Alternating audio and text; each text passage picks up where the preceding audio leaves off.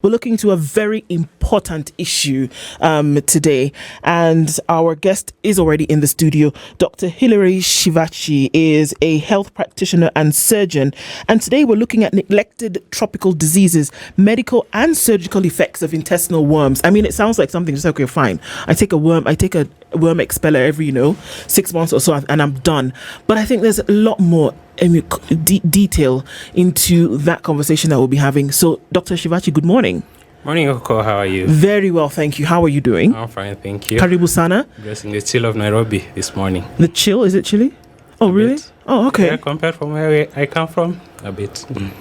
Okay, hold on. What do you mean where you come from? I'm from Bungoma County. I work in Bungoma County. You work in Bungoma? Yes, I do.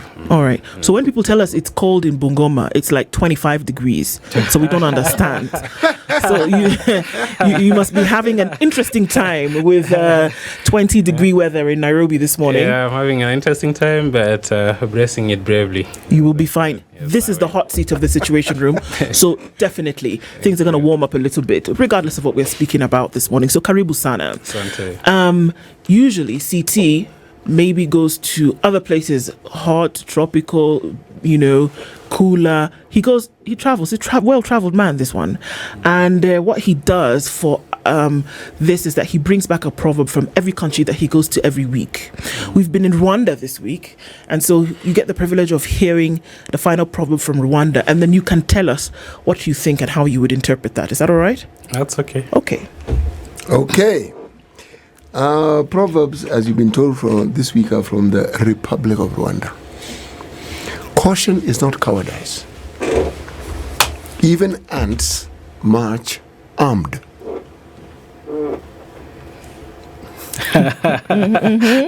That's a good one. It's a good one, isn't it? It's a good one. Okay. Yeah. Yes. It's a very insightful when I think of that. All right. It means everywhere you go, everything you do, you have to be prepared, at least. So in this life, as we walk this journey, that means as you walk every day, you're prepared for what comes ahead of you. And being prepared, planning ahead, is not that you're fearing what will come, but you're giving yourself that opportunity to be able to anticipate what is coming, and so your outcomes at the end of the day, I think, will be better in that way. Sure. So it's a strength and not a weakness per se. To be careful. Yes. Okay. So as we get into this, the very first part of that, when we talk about neglected tropical diseases, and before we get into, really the detail of when we talk about, medical and surgical care for intestinal worms, neglected tropical diseases, we've had a bit of that conversation previously, but let's go over that a little bit and say, okay, so when we say neglected by whom, and what exactly are those? Thank you for the question, Okoh. I think they're neglected in the sense that there are things that are with us, diseases that have stayed with us for many years, but in a way we've not really given them that importance that it deserves. Most of the time we hear about it, we talk about it, we have sensitizations about these diseases, but then on the ground, in terms of implementing the real things that will change and bring about eradication of these diseases, we still lag behind in that sense. So it's both at the policy level, both at the implementation level, and even in terms of public health, as citizens, how we relate to these conditions. That's why they're neglected. And people are suffering from these diseases today. Very much. So they're neglected because policy has not been implemented to ensure that at least, even if the management or the eradication of them has not been optimum, like it has been with things like polio, for example. So there are some diseases, and when we talk about the tropics, we talk about maybe areas that, are depopulated. And I say that very carefully because where the center of attention is further away. And do we say that now because of that, it adds to the fact that they would then be forgotten because you don't see the effects of these diseases every single day? That's an interesting perspective that I would agree with. There are various perspectives to it. One of them is being in the tropics, and majorly the countries you find around the tropics are what we call the developing countries. So that focus, and in terms of how we treat these illnesses, we not have that much of focus on them, to the sense that we give them in terms of resources allocation. They deem to suffer a bit than the other normal diseases that we deal with. Okay. The number two, the topic of today, which comes to worms. If you look at the tropics, they offer you that climate, the conducive environment for especially these parasites to prosper and really grow. So if you look at terms of reproduction of these worms and these parasites, they'll be better in the tropical areas because of that conducive environment, more than you would find them at the northern or the southern countries, per se. Okay. At the risk of getting a bit queasy this morning, maybe we can just get into it. And then, okay, so when we talk about intestinal worms, what is that? And what do you call it? What do you call them in Kiswahili? Intestinals, I think we've all heard of them. I think since I was born, our mothers would sing to us about minyo. Minyo. So in Kiswahili, it's what we refer to as minyo. Yes. It's. I think every Kenyan household has heard of or been affected by minyo. Or you've seen somebody who's been affected by minyo. So it's a problem that is with us. And if you look at the figures and the numbers, you'll be astounded. Astound us. Astound us a little bit. Astound us a little bit with these figures and numbers. So worldwide, in terms of, according to WHO statistics, around 1.2 billion people are affected in one way or the other, or are living with this parasite. That's almost a quarter of the world population. Are you kidding? No, I'm not. 1.2 billion. And is that a historical figure, or is it collected over time, or are we talking about currently 1.2 billion affected by worms? Is it a figure that you're dealing with in the moment, or are you saying over time 1.2 billion people have been affected? No, it's a figure we are dealing with, like a snapshot in time. At any given point. The statistics I'm talking about should be around 2020, 21 there. So I don't think much has changed, and the figures have remained almost constant for some time now. So that's why it's something that we're bringing into focus, so that we can see a way of trying to eradicate these neglected diseases. WHO aims at 2030. Possibly we might get there by then. Actually, for these diseases to have been neglected, there must be a reason. Why were they neglected in the first place? Because there was a time when they were a problem, and they were considered and they were given attention. And then that attention was withdrawn, hence the neglect. The neglect is not an intentional neglect. It goes by the nature of these illnesses or diseases. The way they are transmitted, it's trying to address a whole cycle of how they're transmitted. It's addressing terms of mindset change, in terms of educating the populace to be able to eradicate. So apart from the medication and treatments that we can offer, if then the populace does not change perspective and we educate them on how to break the cycle of these diseases, and then we have reinfections. Even if now you are a medical doctor. Yes. From what you have observed over time as you applied this trade, what would you say it is that gives or gets living human beings the attention that they then pay towards certain diseases? Example, malaria. Malaria has been with us for the longest time. Yes. It's not neglected. No. Correct? Okay. Now, I point to malaria because it's the most obvious one. And yet malaria really kills people. Something like minyo, does it kill people? Yes, it does. At the rate malaria does?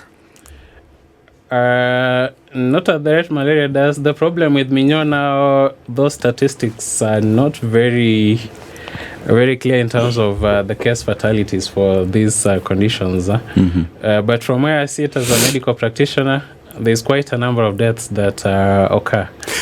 You see why I draw that parallel is this.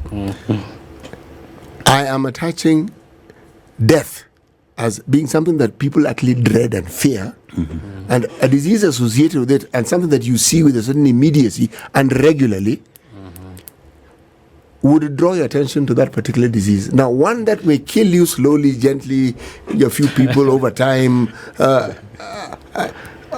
maybe that's not how it happened, but it's not too bothersome. I think as well, City, in terms of just numbers, because I was also just going through them, and 1.5 billion is actually the latest stats in terms of people affected by these diseases. And in Kenya alone, 20 million Kenyans are at risk of this. That is almost half the population of the Republic. But even as we talk about these diseases, it is a long-term thing that people usually don't think about. And we talk about matters to do with malnutrition, anemia, stunted growth, and weakened immune system.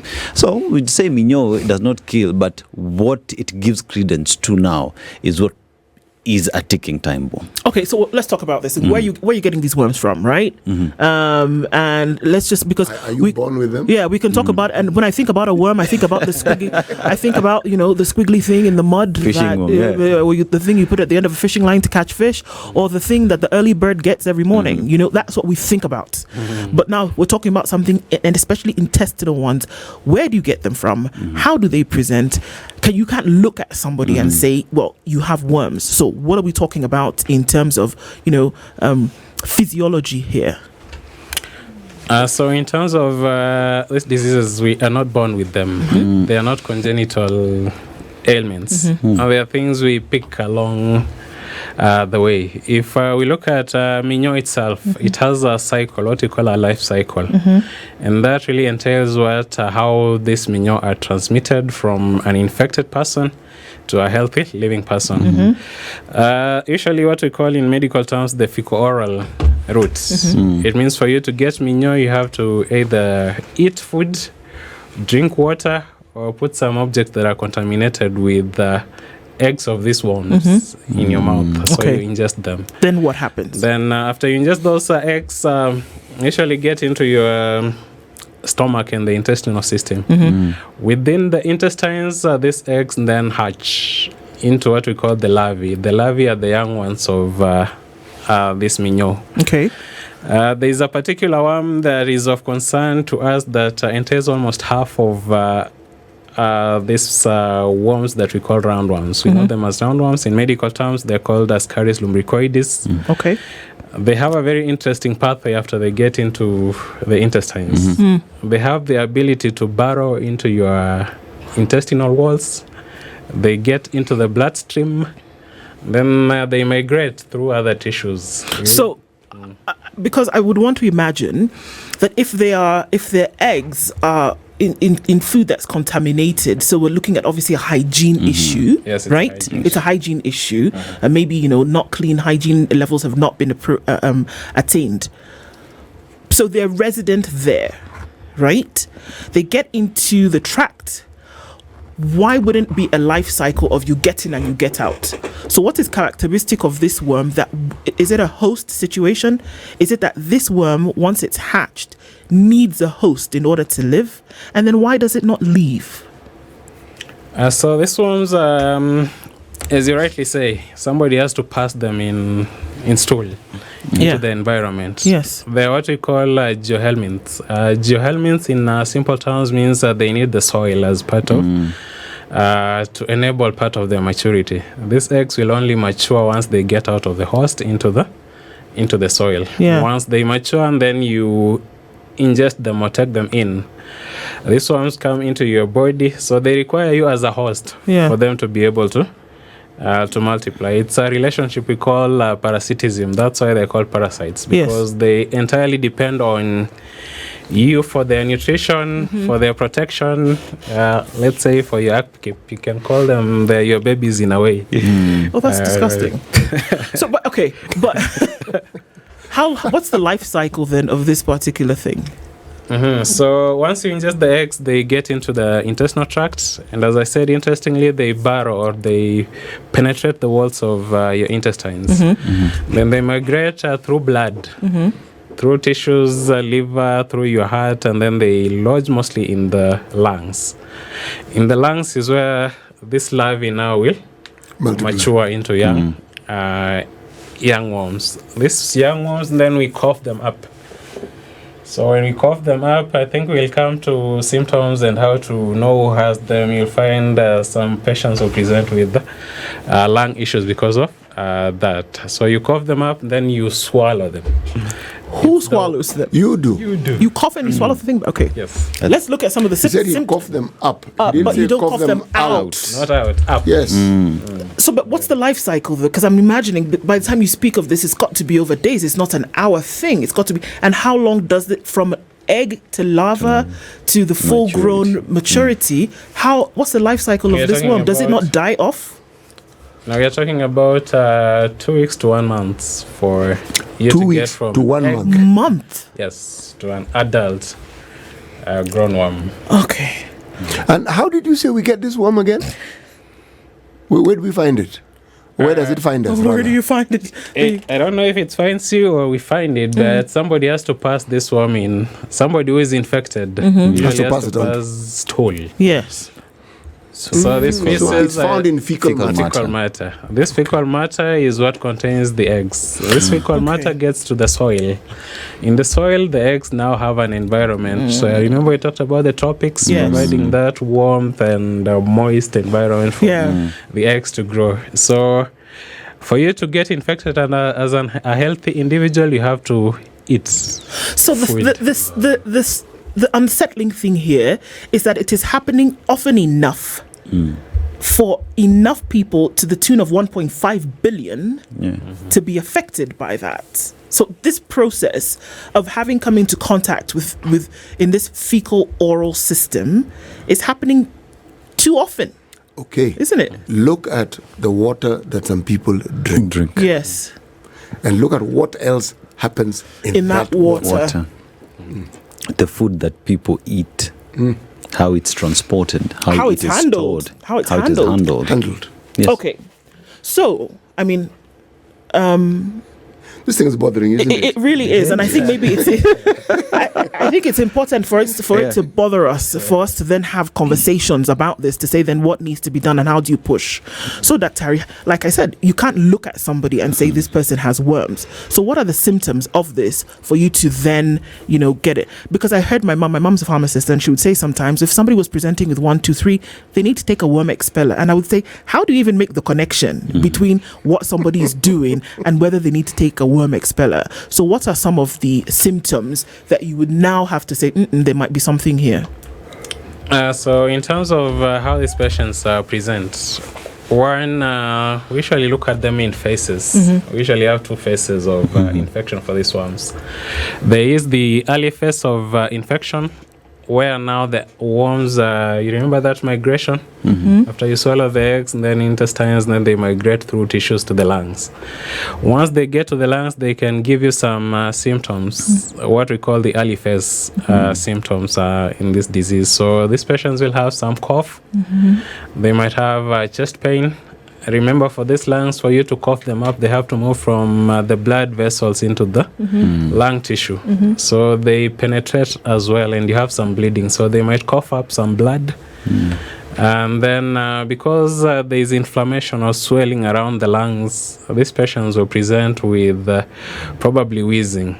So it's what I call a pneumonia. It's actually called a pneumonia, type of pneumonia that is caused by these lungs. And as a health practitioner, sometimes you need a very high suspicion index for you to be able to catch these symptoms at this stage. Because most of the time when you present to a health facility with a cough, you're coughing up some blood, you have chest pain, you have some fever, people will start thinking about the normal Tuberculosis. Via or bacterial pneumonia Infection. or asthma. So sometimes this most of the affected people will be the children between 1 year and 10 years. Okay. So you find we're treating them for bacterial pneumonia. We are treating them for asthma. Some of them, unfortunately, might end up on TB treatment. But in real sense, what is happening is we are in the early phase of worm infestation. So there's a lot of misdiagnosis then when it comes to this, isn't it? In the early phase, it can be misdiagnosed, rightly so. Wow. And then now we move to the second stage, where now you cough up the worms and you swallow them. Now they mature in your gut. In your gut. This now will bring the symptoms that we know. The ones that City and I, the ones that we've been told for years. The ones you have abdominal distension, you might have abdominal pains. These patients might have some vomiting, diarrheal diseases, and that picture of an emaciated child now will come during the second phase of presentation. And then if we don't manage them at this stage, we might end up with what we call the complication stage. I'm a surgeon by profession, and now these are the patients I get to see, the ones who present with the complications. Like what? Most of the complications will be because of massive infestation now. Meaning they're going to multiply and multiply and multiply. To give you a perspective, one worm can produce 200,000 eggs in a day. Okay. So these people. Not people, worms. They're people. If you had 10 of them, that's 2 million. 2 million eggs in a day. Yeah. So. And how often do they produce? How often do they? They are productive. I think politicians, if they're humans, politicians will love them because they will be turning out waters every. In fact, what I want to find out is these worms are they polygamous? I wonder. Hey, Jermaine. But with this, we're going to take a break and come back and then look at some of the interventions that we take, because one of the things that we hear the most is, every 3 months or 6 months, whatever, take a worm expeller. And then the question is that sufficient? But by the time you're getting to this major infestation, how is this human still alive with one worm able to lay up to 200,000 eggs in a day? I would imagine that person, as a human, as the host now of these parasites, is at below par health completely. Or am I just, because I imagine they're eating something, they're in the bloodstream, they're eating you literally, they're in your bloodstream, they're sucking up everything that you possibly have, you're emaciated, they're shareholders, isn't it? So how do you have any kind of any kind of health when you have that kind of massive infestation? So the infestations will vary to a degree. If you have a mild infestation, you might get by. You might not even realize in that 20 million probably in this room, 2 of us, if not all of us, might be having a worm or 2. No, I don't know. You can get maybe by even 1 or 2 over there. You can get by not even know you have worm infestations. And then there is the moderate infestations. This is where now you start seeing the symptomatology. In terms of these patients will now start presenting because you're sharing food. They'll present with malnutrition, especially protein, vitamin malnutrition. What we commonly refer to as kwashiorkor in the younger children. These children will present with anemia, right? Which means their blood level drastically drops. And then now wasting, stunted growth, which starts affecting the day-to-day life in terms of physical growth, brain development, brain development. All of this, essentially, we're saying, can actually be handled with a proper hygiene system, washing your hands, making sure that there's proper hygiene after visiting a restroom or anything, keeping, clean water around you, making sure that your water sources are actually, optimal. maybe we can look into that when we now talk about prevention and management later. We're talking about neglected tropical diseases this morning, and I mean it is interesting, but I think extremely important that we do. Dr. Hilary Shivachi is a health practitioner and surgeon, and we're looking at some of those this morning. We'll come back and then talk about interventions, and also then what you can do to watch out for them, and why this should not be neglected. And I mean set the foundation. We, like you said, it's possible that you a quarter of the people that you see walking around could be affected by this. You know, a room of 10 people, easily 4 of them could have this, right? So in terms of management, we're talking about management where there's already, infestation, and that's where you talk about things like surgery. What kind of possible surgery would you be doing on somebody who has significant worm infestation? So let me speak as a surgeon where we get to meet these patients. We talked of the complication stage of worm infestation. Yes. And you had asked which type of complications these patients will present with. Yes.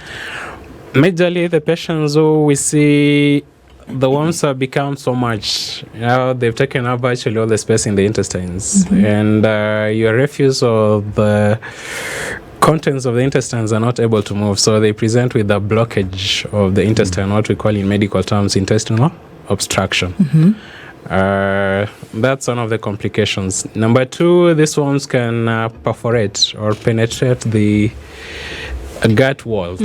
And then now through that hole they've created, that refuse or the contents within the intestines are able now to spill into the general abdominal cavity. This usually comes with severe sepsis, and if it's not managed, these patients might go into shock, and eventually, I would actually shock you, but I've had a few patients end up in ICU because of worms after surgery.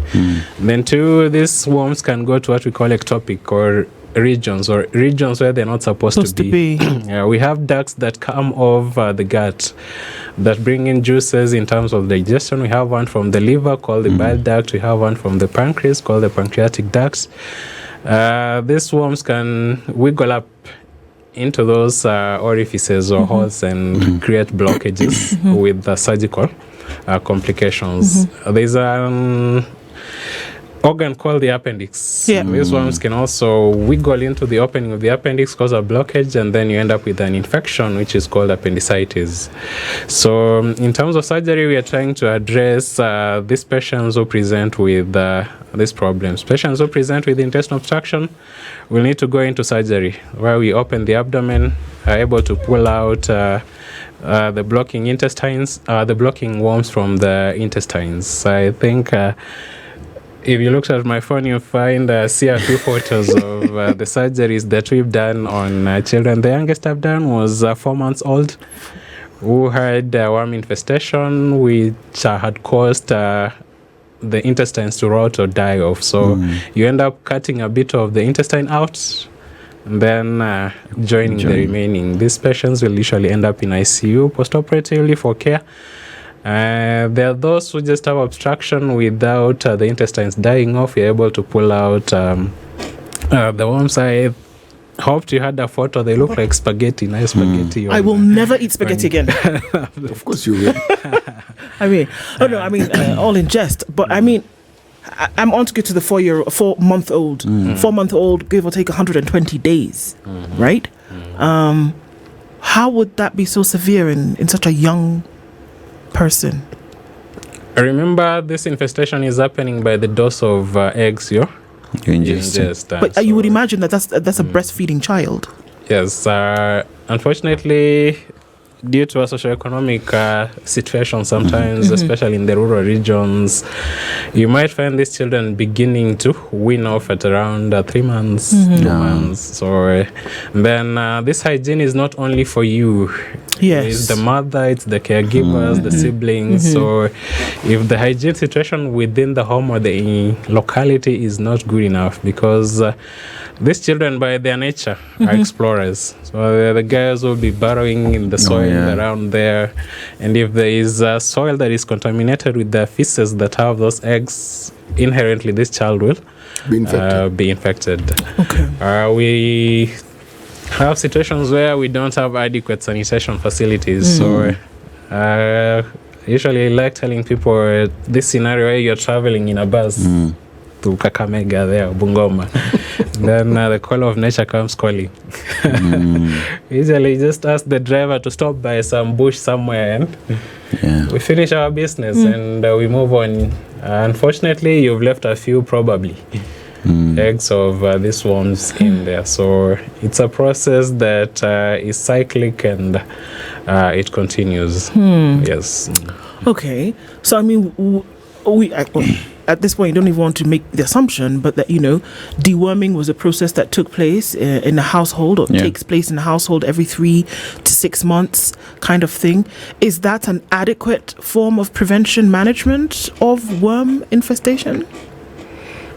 Yes, in terms of managing the worms, it's what you call like almost a 3-pronged approach to it. There is the division or the unit of vector-borne and neglected tropical diseases at the ministry that is usually directly concerned with this. They have had some programs in terms of trying to address the situation. We have what we call the mass drug administration programs, either in schools or in the community using the primary health care givers. So one of the prongs is usually to eradicate or to kill or remove the worms that are already causing infection. So getting your dewormers on time at the time periods that are prescribed by your practitioner will go a long way in trying to eradicate this worm. So there are those programs that are in place for the same. Yes. And I've seen Dr. Sultan Matendechi, I think, as the director, vector-borne and tropical diseases director. And as you talk about it, there is in one of the ways that the government is handling this is through the community health promoters who've been sent to just talk to the public out there in terms of sanitation and making sure that hygiene as well is upheld to its highest standard. But as well as we talk about that, running water is something that is needed and all that, and this is information that people take for granted. So in terms of just the government being at the center and this not to be neglected but be given the priority that it deserves, where are we with that, if you have that information? So probably that would be spoken to well by Matendechere. Matendechere even moved his Dr. Matendechere is now the deputy director general, is no longer in that unit, but probably there will be better place to. But are Kenyans generally just taking matters to do with hygiene and sanitation seriously as they should? We still have a challenge despite all these programs that have been set up by the ministry.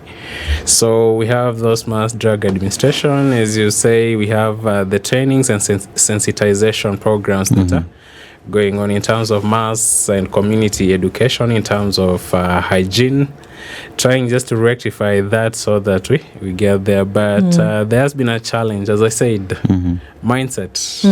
To change the mindset usually is a process, and it usually takes time. So that's why we keep talking. How I came into this program is the department was training and doing sensitization in Bungoma. They were interested because Bungoma is one of, they've done mapping.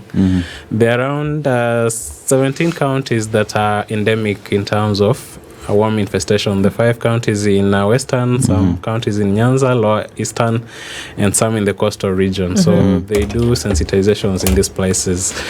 And why I came in as a surgeon was to try and bring out a perspective that has not been known to the public in trying to really compound the seriousness of this thing.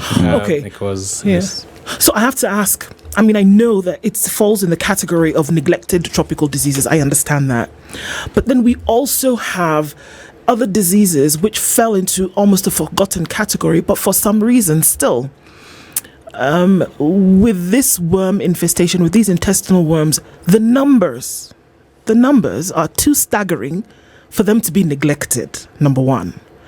Number two is that with other diseases, I mean, we saw it with polio in East Africa, we saw it with polio in West Africa, we saw other diseases that were given huge government attention, whether it was funded or whether it was just because the certain ministries of health then were invested in making sure that it was kick out polio campaign and things like that, right?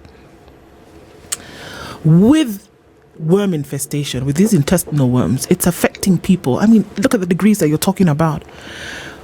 What about campaigns where we see schools, communities getting a single drop in the mouth of a baby every so often? Would it be so difficult to have that campaign when you have CHPs, 100,000 of them around the country, walking around with a dewormer, for example? Because the numbers are too high for it to be forgotten. It's hitting you in the face every day. We've had this conversation in this country about social health promoters. Yeah. And I'm looking at the known sources where these worms are likely to reside. So then we understand the source from where the problem is. Yes. The preventative aspect of it. Now, this is one of the things that Shah is supposed to consider. Yes. Okay? Because someone doesn't have to be sick. Someone doesn't have to be infected. The things that need to be done in understanding the areas where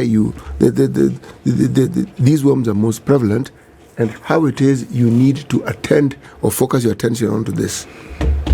You have a very intricate medical health system. There are folks who know what they do. I mean, we started off the show this morning talking about the fact that these folks know what they're doing. They know. You're here, Dr. Shivachi. You know what you're doing.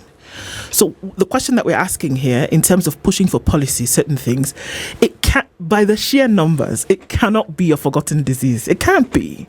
So when we are saying that, look at how it affects people, you want to think that, okay, it's just a worm in your belly, it's going to eat something and then it's going to disappear. Well, clearly not, because you're having surgery where you're removing spaghetti mounds from people's bodies. This is what we're talking about. So when you have a campaign where people are coming and knocking on your door and giving your child below 5 years old a polio drop, why can't we have the same thing where the same promoters are walking around giving a dewormer to children, giving a dewormer to entire families who for some reason can't afford it? Is this something that would make some kind of sense to reduce those numbers and to start to deal with this thing to maybe eradicate them? Yeah, the reason why we're having this conversation is entirely because there's actually a program in place, or programs in place that are addressing that. One is, you rightly put, in collaboration with the community health promoters in terms of instituting what we call mass drug administrations. On this walking by household and giving these anti-helminths to children or people who are at risk. There are drugs that are affordable, there are drugs that are available. So it's a program that is already under the unit of vector-borne and neglected tropical diseases at the ministry. Two, if you've been around the western region in the counties, Trans Nzoia, Bungoma, Kakamega, there has been a school program for the same, in terms of the children at school dewormed. Dewormed as part of that program. Then they usually go around as late as December. I was attending a sensitization of health workers in terms of talking about the same, how to pick these conditions and how to respond. So that I said, in terms of diagnosis, you find we have difficulties probably in initially picking out the disease in the early stages until complication settings. So you're trying to avoid me as a surgeon meeting these patients. If they can be dealt with at the primary health care, which is the preventive arm, then we would be winning. Even better. We'll be winning this war. But as long as I keep seeing them in my operating room, then there's a problem. Then there's a problem that we need to have a conversation about. There are parts of this country where these are not... what we're discussing is not a problem, isn't it? Yes. There are parts of this planet where you don't even hear of those diseases. They would think you lived in another planet. Yes. So, I mean, my question is a simple, straightforward one. What do these people do? In terms of prevalence of these worms, it's as varied as from 6% all the way to 60% in the same country. Even if we are speaking about Kenya, there are counties where the prevalence is very low, in the range of probably 10%. The Yes. account is that the ranges are up to 50%. If they've done a survey on these things, then they will know why there's a high prevalence in some areas and a not so high prevalence in others. So the question still holds. What do these other people do? Because clearly they've got something right. That's why they don't have this problem. Yes. Worms is a hygiene. Simple. Problem. Yes. Simple. Hygiene problem. Yes. And Doctor, as well, I'll just ask you of what some of our listeners are asking. And there's one, Mia Samnia is asking, can you get these through pets? And as well as when you deworm everybody you live in the house is one of the ways of addressing that. Is that true? And finally, if you could give recommendations of some of the dewormers to those who are listening. Okay, so I'll start with pets. And yes, I know we love pets. But those pets are usually, they walk outside there in the soil, they come, and some of us, our relationship with our pets is a close one. And that's one of the ways. There are actually some particular ones which use especially dogs and cats as an intermediate host. Or they pass through the dog or the cat. The cat carries it as an intermediate, and then now they transmit to you as now the definitive host. So yes, your pets can be a source of infection. That's why even for people who have pets, we still encourage hygiene in terms of cleaning those pets, in terms of deworming them, in terms of treating those pets. So you have to see a veterinary officer for your pets, so that you at least try and alleviate or reduce the chances of you contracting something from the pets. Okay. Two, she's asked about whether you treat someone, you deworm the entire household. Yes. That's one of the prongs. But remember, we said it's a cycle. Yes. As much as we are deworming, we also need to break the cycle. Before you break the cycle, there will be reinfections. So look at a situation where you are deworming your household, but within the locality, your source of water, people are releasing raw sewage into the water. People are using human refuse as manure. I've seen some stories in the media of where some farmers use human refuse sewage as, apparently it makes kumawiki green and big. So beautiful. Those eggs are passed on in that route. So as much as you're deworming, you can deworm. We were just getting off the growth, Dr. You were doing well until now. You've just gone back there. So as much as we're deworming, we also have to address this public health problem. Of course, definitely must be addressed. And another issue that must be addressed is that sometimes when you think about things like this, we get on this societal high horse, and you think that it's only people in lower social classes or whatever who might be affected. You could be walking around driving your vehicle in high heels, but you also have an issue. So here we are saying, then for the deworming, where maybe in your mind you think you're sure of your water sources, or you think you're sure of how often should you then deworm? That's a good perspective observation. As a matter of fact, I'll tell you some of these people, especially children, we meet with complications. You find the parents are civil servants. They're people of means. Unfortunately, worms don't discriminate. It only gets you eating some contaminated food. Recently, I saw some city hawkers leaving their food trolleys in the city toilets. So you'll be passing by, even city here, and then grab something from there. It's being called. So it doesn't discriminate. I don't think you know what you've just done. I'm unable to. It's called smocha. As I speak, even I as Shivachi, my drop and I get infected, so it doesn't discriminate. And I think, Doc, that takes us to there's another question that has been asked by Double N. Why the increased rates of H. pylori in Kenya, and does it have anything to do with the worms? I'll answer him straight. H. pylori is a different condition entirely. It's, H. pylori is a bacteria that infects the gut, but it's usually present in almost 30% of the population. Most of the people will be asymptomatic, but sometimes it might Explain asymptomatic. Asymptomatic means you might have the bacteria but not exhibit any symptoms, so it doesn't bother you. Meaning you're dying but you don't know. But there are some few people who have conditions that might make the H. pylori exacerbate those conditions. But that's an entirely different condition in terms of peptic ulcer diseases and gastritis due with acidity.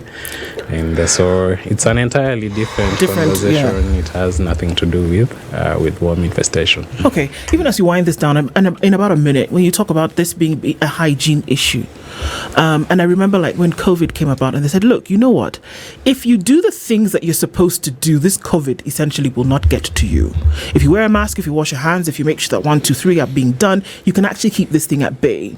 And I'm still going back to those numbers of 1.5 billion around, regions. If we have optimal hygiene, if you make sure that hygiene practices are drummed into the minds of community, if, health workers, if this whole system is working in this cyclical manner, can we actually see the eradication of this? Or is it a thing that these worms have decided they're here to stay? Can you see eradication with this pattern working properly? With all this, that's actually our goal. Is per the WHO projections, they want this condition eradicated by 2030. Which means between now we have 5 years. We really need to get on our toes. Indeed. We really need to address the public. I think as human beings and can I dare say as Kenyans, we are a bit of ill-mannered. Ill-mannered people in terms of our waste disposal. That needs to be in check. Everything goes. That one needs to be checked. If you go around and see the amount of sewage sometimes that is just drained raw into our rivers and water systems, you'll be surprised. Something needs to be done. So something needs to be done about that, but it's something that we can eradicate. If we go by the prongs, as we continue with the deworming, sensitization, we address the public health issues in terms of providing adequate sanitation facilities, and something as simple as washing hands. Absolutely. During COVID, we did very well. How I hoped and I wish people would adopt the same for this. Yes. Thank you so much. It's been an enlightening conversation and definitely one that we must keep having. Thank you so much. Dr. Hilary Shivachi has been our guest this hour, health practitioner and surgeon, and we've been talking about neglected tropical diseases, one of them being intestinal worms and how to manage them. Hope we can all get something from that this morning. Thank you for being here today. Asante sana. Thank you for having me. This is the Situation Room, the only way to start your day.